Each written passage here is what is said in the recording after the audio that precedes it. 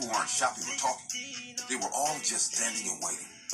An eerie silence filled the room as all the classy people watched the clock.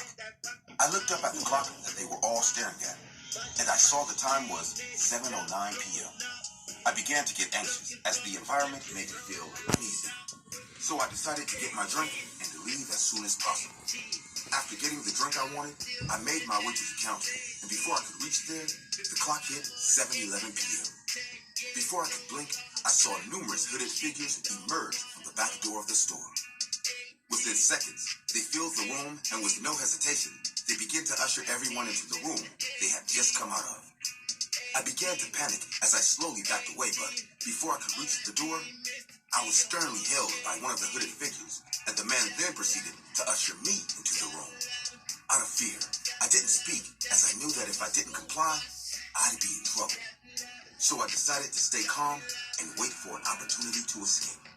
I was led into another room through the back door, and I walked into what seemed to be the exact replica of the 7-Eleven I was just ushered out of. I was confused for a few minutes as I began to look around, but I stayed dead when I saw what was displayed on the shelves.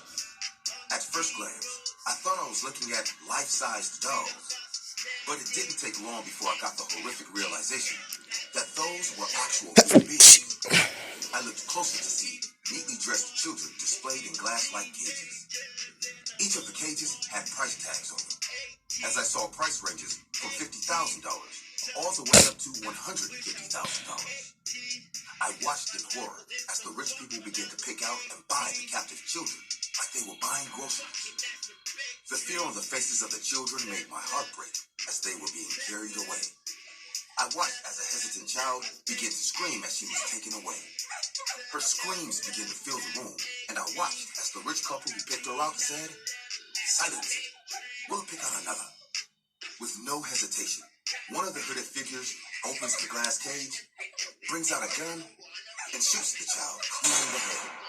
Watching that child get murdered was my breaking point, as I finally lost it and screamed. All eyes immediately turned to my direction as they realized that I wasn't meant to be there. Within seconds, I was surrounded by the hooded figures, and the one looming over me asked, "Who the hell are you?" I didn't answer, as I knew that if I told them the truth, they would immediately kill me, the same way they just killed that little girl. As I answered,